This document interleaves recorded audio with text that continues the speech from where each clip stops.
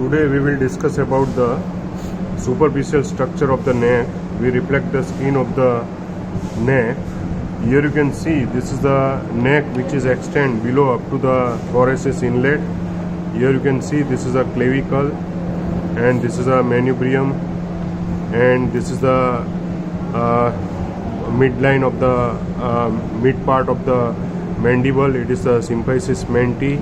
So this is a midline, and this is the prominent part inside the neck. It is the thyroid cartilage. It is the Adam's apple, and this is the sternocleidomastoid muscles, and it's divide the neck into the two triangle. Anterior to it is the anterior triangle, and behind to it is a posterior triangle. So here we can see this is the first nerve. Here you can see this is the nerve which is called the lesser occipital nerve. This is formed by the fiber of the C2, ventral rami of the C2, and it goes upwards over the posterior border of the sternocleidomastoid, and it supplies the skin over the side of the head, as well as into the upper part of the neck. It is supplied by the lesser occipital nerve.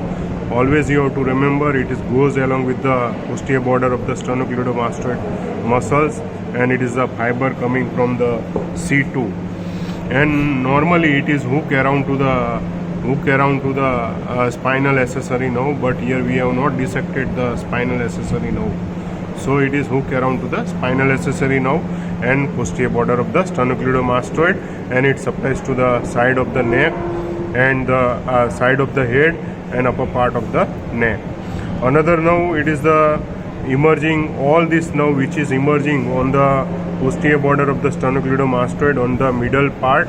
It is a nerve which goes upwards, and it is towards the auricles or towards the ear, and it divides into the anterior division and posterior division. Anterior division, it supplies to the margin of the mandible over the face, skin over the margin of the mandible over the face, and the posterior division, it supplies the skin over the ear on the and also posterior side over the mastoid process and area around to the mastoid process.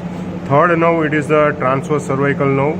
It goes anteriorly below to the or behind to the external jugular vein, and it goes anteriorly, and it divides into the ascending and descending branches, and it supplies the skin over the anterior triangle of the neck. Fourth nerve, it is the supraclavicular nerve. Here you can see this is a supraclavicular nerve. It is a trunk. It divides into the medial, intermediate and lateral branches. Medial branches which goes on the medial aspect, and it supplies to the sternoclavicular joint and skin up to the second ribs. Intermediate branches which goes downwards, and it supplies the skin over the sometime it pierces to the clavicle. It indicates it is the clavicle. It is the dermal bone. It is the dermal bone, and it extend up to the supply up to the sternal angle and up to the second ribs. And the lateral branch of the supraclavicular nerve, it goes laterally, and it goes up to the acromioclavicular joint, and it also supplies the back of the shoulder into the and lower part of the neck, skin over the back of the shoulder and acromioclavicular joint and the upper, posterior part of the shoulder. So these are the cutaneous nerve mainly which is emerging from the middle part of the posterior side of the sternocleidomastoid muscles. And here normally the we can reflect the skin. There is a white color. This is the yellowish color. It is a fatty fascia, fatty layer, and below it there is an investing layer of deep cervical fascia. And here you can see this is the muscle. It is the platysma muscle inside the investing layer of deep cervical fascia. So these are the structure which are making the mainly the roof of the anterior as well as the posterior triangle. And normally this is the facial nerve which is unite with the anterior division of the retromandibular vein, and it makes the common facial vein. and this common facial vein normally it is open inside the internal jugular vein, but in this case, in this cadaver, it is not open and it is continuous downwards and it is united with the posterior auricular vein, and it makes the external jugular vein, and this external jugular vein which is open inside the subclavian vein. Normally what happens here, there is a retromandibular vein which is formed by the maxillary vein and superficial temporal vein inside the parotid gland, and this retromandibular vein it divides into the anterior division and posterior division. Anterior division it is unite with the facial and it makes the common facial and it open inside the internal jugular vein, but in this case not open. And the posterior division it is unite with the posterior auricular vein and it makes the external jugular vein, but here there is a variation, and in this cadaver particularly the facial vein it is united with the anterior division of the retromandibular normally divide, but here I think so it is not divide and it is united with the facial and it makes a common facial, and the posterior auricular are also united and it makes the external jugular vein it is open inside the subclavian vein. So these are the superficial structure inside the neck region.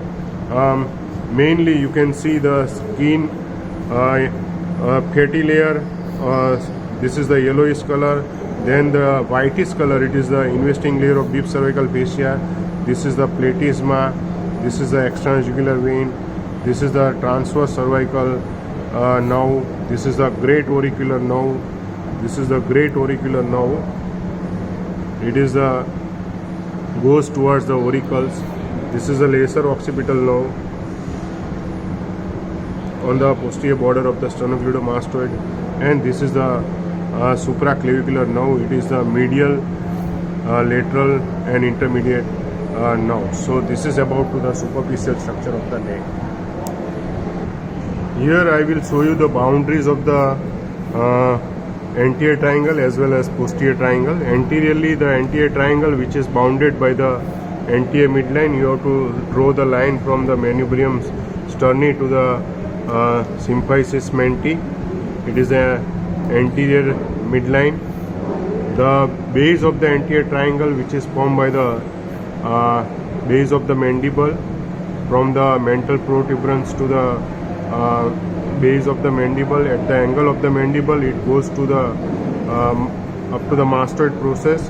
There is a here there is a stylomandibular ligament. Under the mastoid process there is a styloid process, and it makes the investing layer of deep cervical fascia which is thickening, and it makes the stylomandibular ligament. So it makes the base, and the posterior boundary it is formed by the anterior border of the sternocleidomastoid muscles.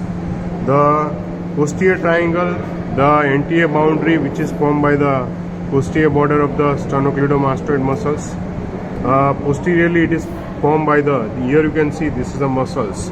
It is formed by the anterior border of the trapezius muscles, and the base it is downside, while inside the anterior triangle base on the upper side. Base it is formed by the middle 1/3 of the clavicle, and we have discussed the structure inside the superficial inside the neck. Thank you.